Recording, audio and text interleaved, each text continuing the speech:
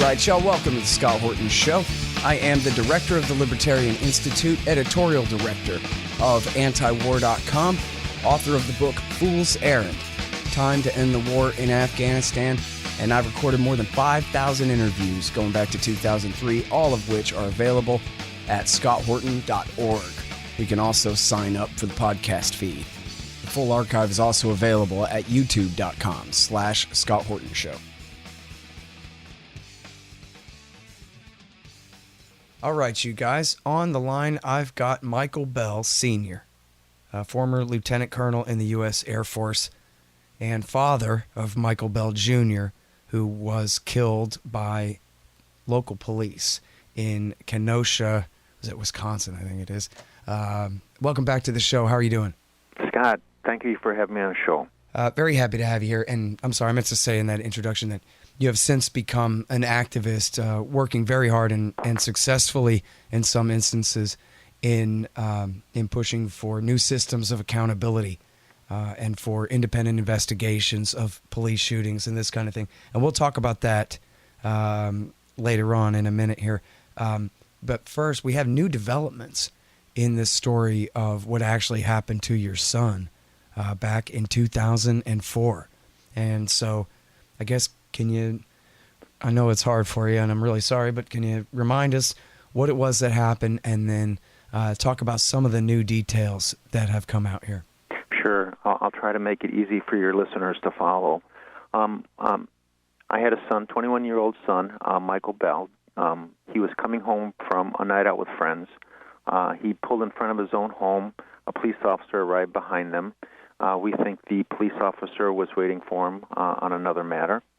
And my son was accused of running a stop sign, and you can see in the dash cam video it didn't occur. And essentially, there was a confrontation. My son was tased. He went to the back of the home. A number of officers were there. He was resisting because he just was receiving a Rodney King-style beating. Mother and sister came up from upstairs, stood on the corner of a deck area, and at one point, officer screamed, "He has my gun!" and another officer walked up, placed a gun directly to my son's temple, and fired a deadly shot into his head and took his life. I, being a retired military officer, I was actually active duty at the time. I was flying for an air refueling wing up here in Wisconsin. I questioned how an investigation could be completed in 2 days, and there was a number of details that really bothered me. And so eventually, in 2010, they settled a civil rights lawsuit. I refused to accept a non-disclosure confidentiality agreement because I knew there were other aspects of this matter that needed to be addressed. They gave it to me, and they gave us a record $1.75 million settlement at the time. And I used those proceeds to change state law. Scott Walker in 2014 was the governor at the time, and he signed a law that stated that departments could not investigate themselves after a police-involved shooting. Outside investigators had to come in. And so my son's case was never retroactive under that law, and the shabby investigation from 2004 still stood in place.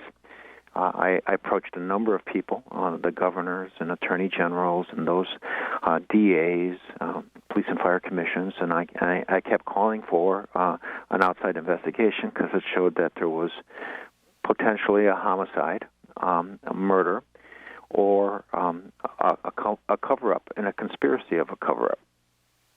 And I could not get any progress anyplace. And so finally, I brought in my own team of investigators, and even though we didn't have the resources that law enforcement has, we were able to uncover 6 new developments in my son's case. If your listeners would like, if they go to the website MichaelBell.info, we produced a documentary called Forensically Impossible, and it shows how the cover-up occurred.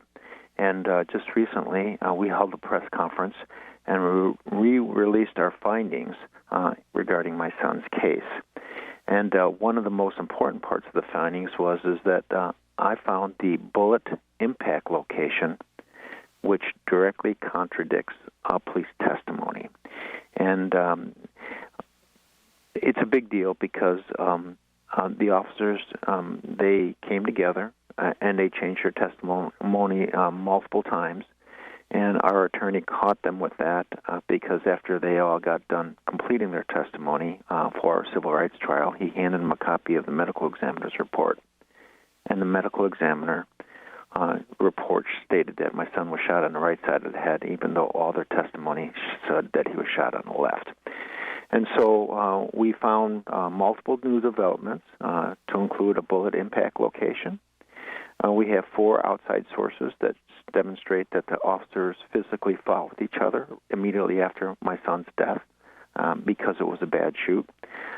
We found out that a 3D animator was brought in to try to collaborate the police story, but he couldn't do it. It was anatomically impossible for him to make a 3D animation for their version of the shooting, and that these officers, under oath, never disclosed this 3D animator, and the attorneys for these officers never corrected the officers when they made these depositions. So this is a big deal here in the state of Wisconsin. And like I said, last week we had a press conference on November 5th. It was 4 days before the 15th anniversary, and that's what we're pushing for here in the state. So fire away with your question, Scott. Yeah. All right. Well, I want to mention real quick, as you said, MichaelBell.info, and there's so much going on there. There's also a recent story about this at the really great website that we really love around here, the Free Thought Project, where it looks like they talked to you for this piece, actually, and they go through and they list the 6 new pieces of information that you mentioned there. They have the pictures for people to look at and all that. If you want to take a quicker look, that is at the Free Thought Project, and the article is called "Decorated Lieutenant Colonel Exposes Cops Who Murdered His Son." But if you just type in Free Thought Project and Michael Bell, you'll see numerous results, but you'll see one from just, I'm pretty sure late last month. It'll come right up there for you. It's early this month, November 6th, 2019 here. Okay, so let's talk first of all about the dent in the garage. So I am a liberty guy, but I'm not a gun guy. I'm working on it. But I asked a gun guy that I know this morning, what do you think about that?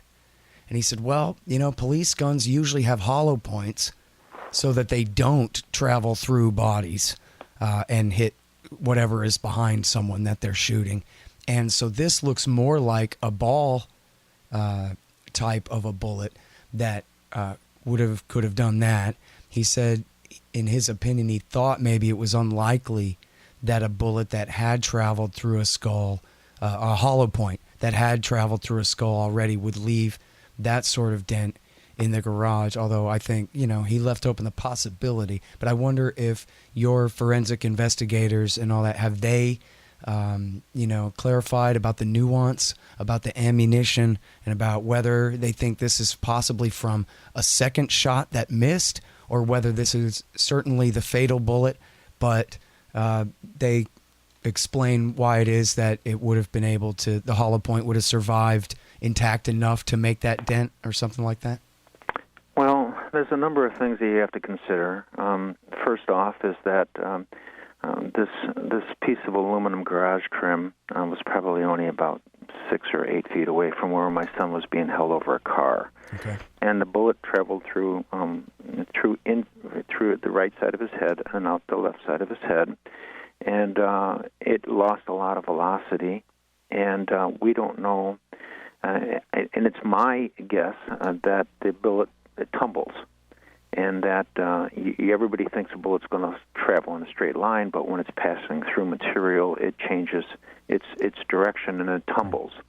And from what I am able to see with our data on the bullet and the dent itself, that a couple of the lobes on the flattened bullet appear to fit directly in that impact location. And so that's and you have to ask yourself, why 14 years, 11 months later did we find it? But you're saying that, I'm sorry, just to clarify here, you're saying that you do have quality pictures of the bullet, that they at least did collect that, and that you have access to that evidence. At least pictures of it. I brought in my own evidence technician before I alerted law enforcement about it. Yeah, but I mean, you're referring to the actual bullet that was collected in the investigation, correct? That is correct. Mm-hmm. Right. Oh, okay. I just want to clarify that. And by the way, I mean, I guess I should mention, right, that you mentioned that it was point blank to the temple, which is, of course, the thinnest part of the skull. Oh, it was directly to the temple. In fact, it was so close to the temple that it actually left a bruise, and we call it a muzzle stab. And that helps discredit the police version of the story, because this bruise actually shows the spring guide and the gun sight and the barrel location on this bruise to my son's temple. And so that's a big deal, because they after a while had to continue to change their story, and they got to the point where they had to hold the gun gangster style, almost upside down, to try to make the ballistics and the crime scene evidence work. But there were a number of eyewitnesses, and one of the things that that we show at in the video that the Free Thought Project has released is my daughter, who had witnessed Michael's death. Actually, the following morning, stood over the car and demonstrated to an NBC news reporter exactly how my son was being held down. And directly behind her is this piece of aluminum with this impact location in there. And I went through it at, there's about 30 frames per second in each piece of video. And as this camera panned over this area, I could actually see the darkened pixels of that location the morning after my son was killed. So that's an amazing new development, because that is physical evidence that is in direct opposition to police testimony.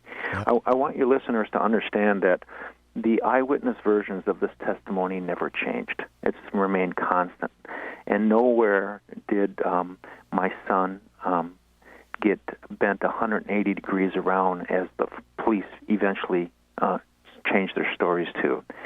The officers involved changed their stories a number of times.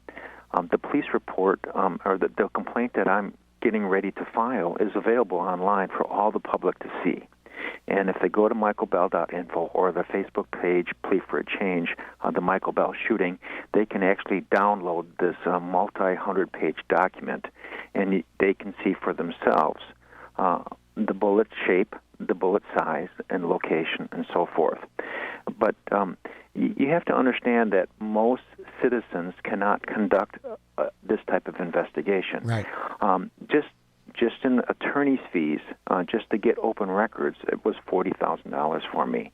And then because I have documents being produced, I was charged another $20,000 in fees just to collect this evidence. We don't have subpoena authority, but we were able to take the records from the civil rights trial and these new documents that we uncovered, but they didn't give them to us freely. I mean, my attorney, I had the best open records attorney in the state of Wisconsin, put pressure on them, and they finally started releasing the documents, and we started discovering, and then the whole case unraveled.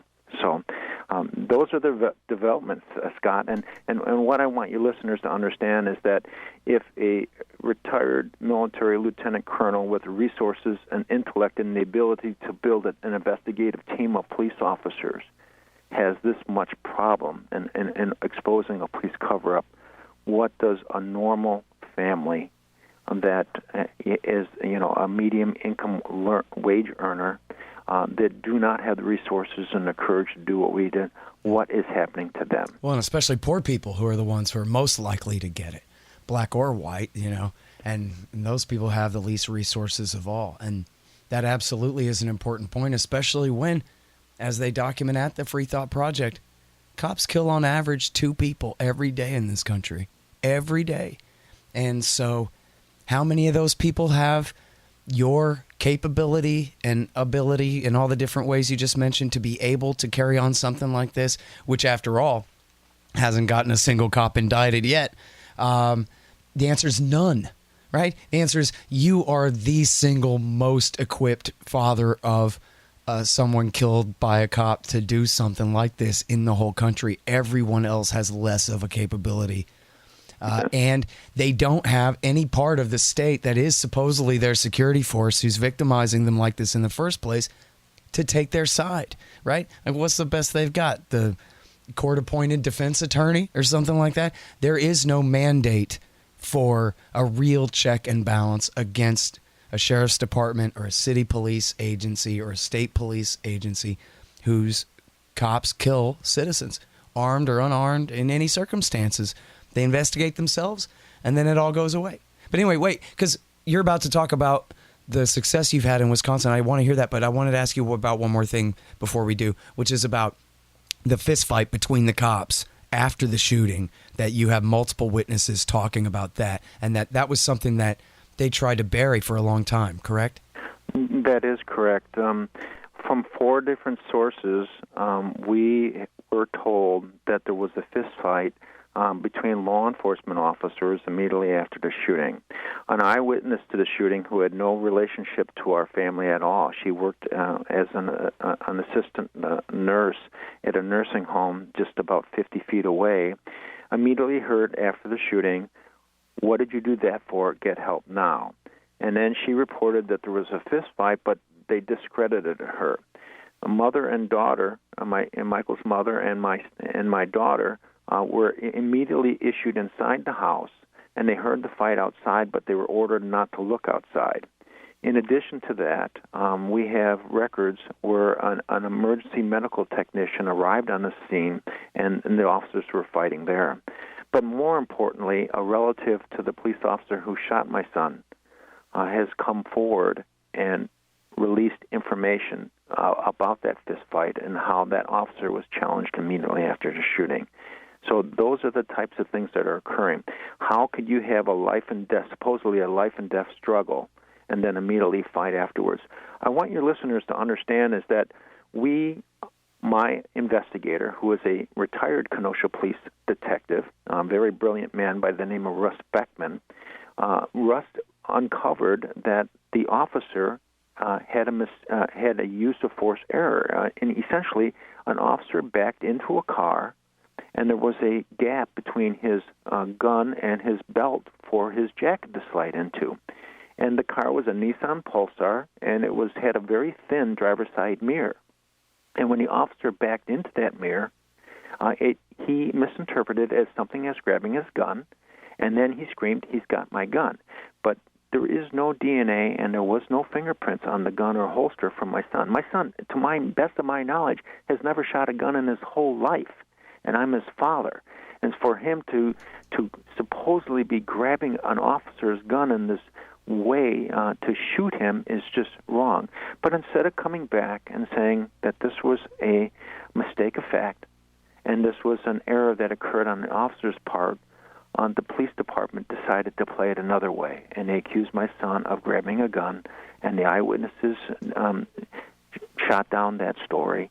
But that's the story that they stuck to, and that's why they're in trouble right now, 15 years later. So yeah. Well, and how much trouble are they in? As we're going to talk about the new process in Wisconsin, but as you said, it's not retroactive, and you have this private team that's doing such a great job compiling evidence here.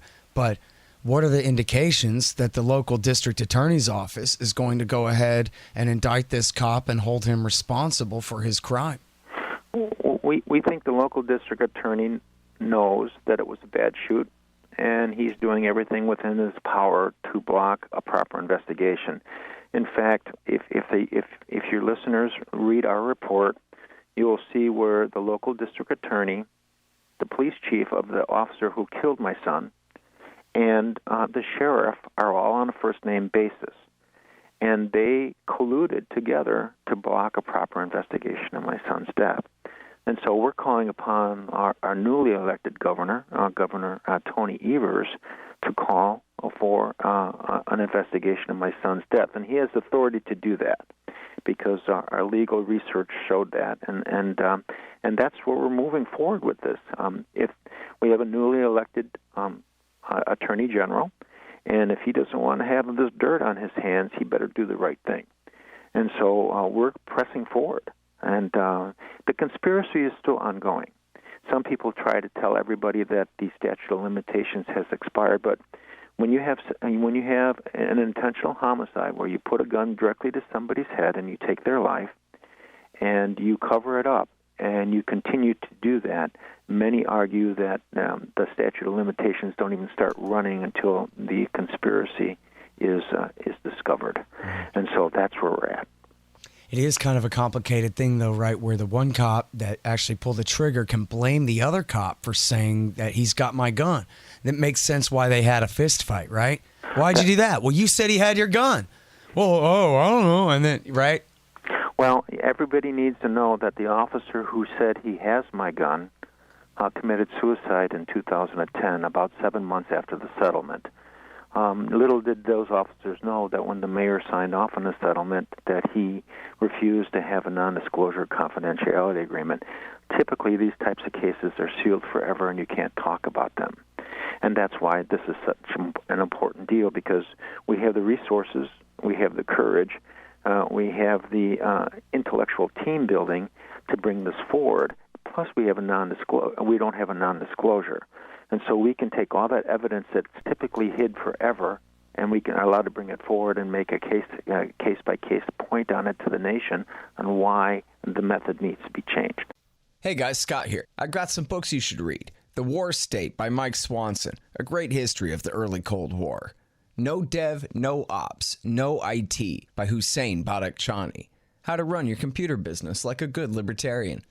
Oh yeah, and don't forget Fool's Errand, Time to End the War in Afghanistan, by me. Hey y'all, here's the thing. Donate $100 to the Scott Horton Show, and you can get a QR code commodity disc as my gift to you. It's a 1-ounce silver disc with a QR code on the back. You take a picture of it with your phone, and it gives you the instant spot price and lets you know what that ounce of silver is worth on the market in Federal Reserve notes in real time. It's the future of currency in the past, too. CommodityDiscs.com, or just go to scotthorton.org/donate. Hey, guys, you probably need a new website. A lot of people do. What you need to do then is go to expanddesigns.com. The great Harley Abbott and his team over at expanddesigns.com, they'll hook you up with a great new website for 2019. And in fact, what you really should do is type in expanddesigns.com/Scott, and you'll save $500. Okay, so 2 last questions, and then you can take it from there for the next 5 minutes.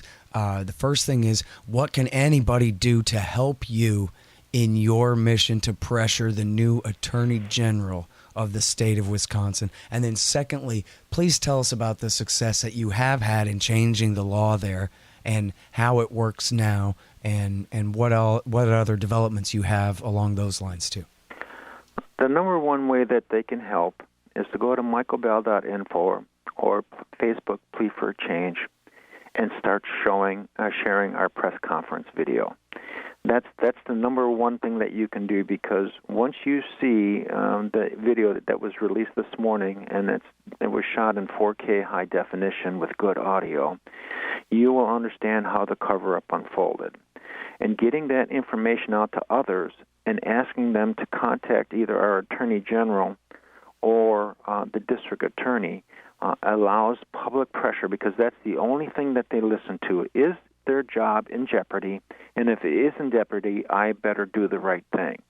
And so that's the number one thing that they can do to help, is to help me by creating an atmosphere where we get this story out so loud and so clear that it wants to be covered by the national media, which I believe it is. And so that's the first thing that we can do.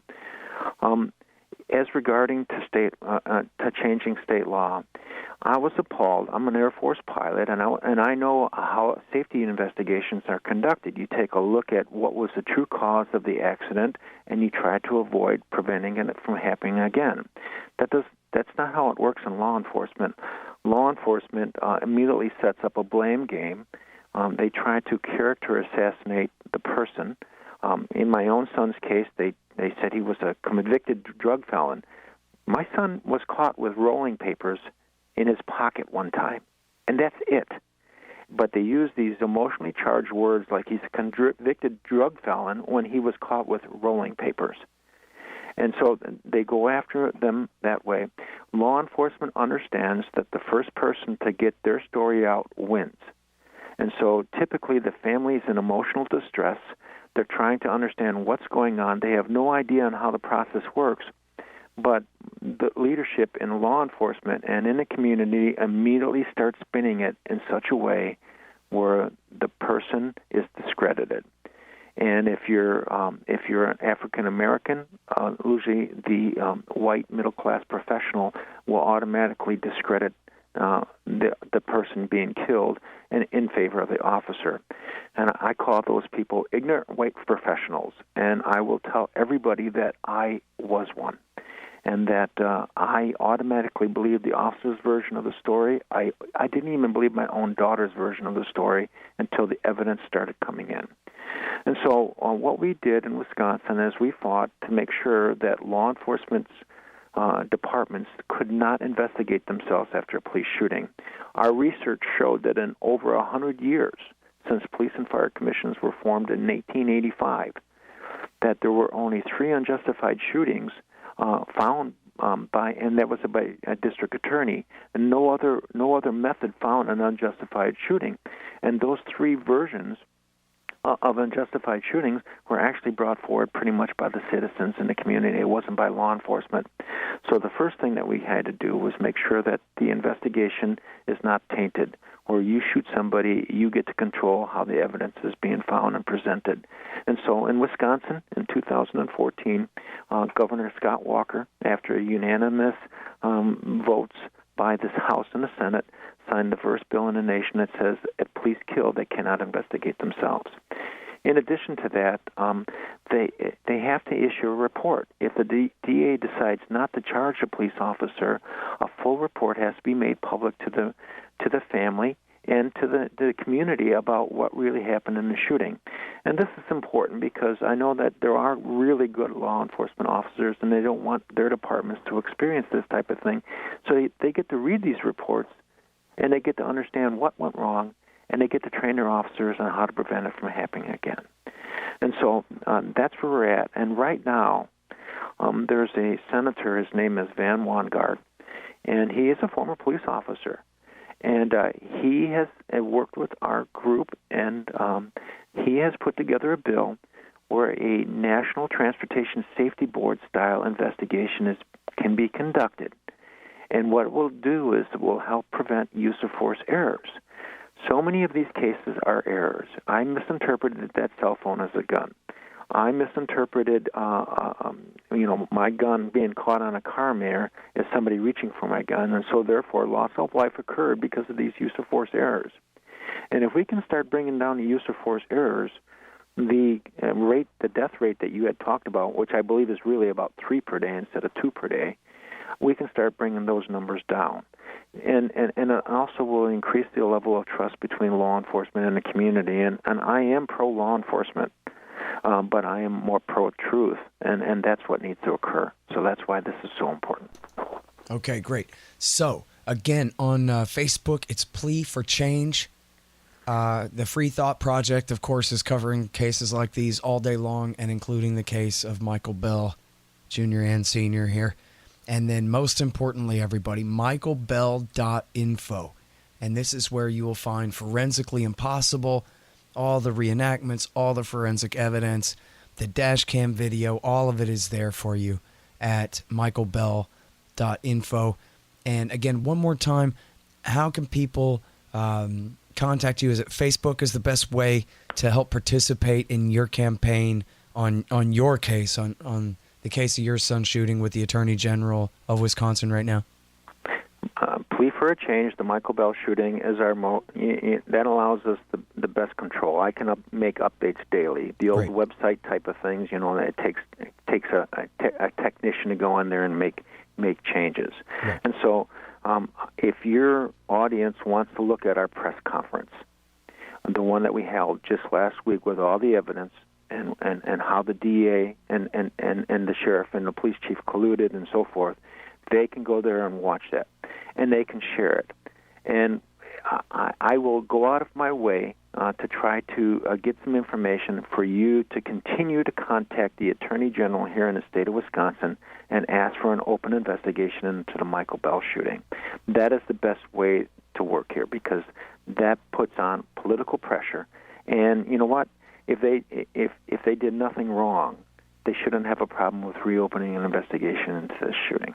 And if they did something wrong and we expose that, that's going to help the system better for everybody, and that's why this is so important.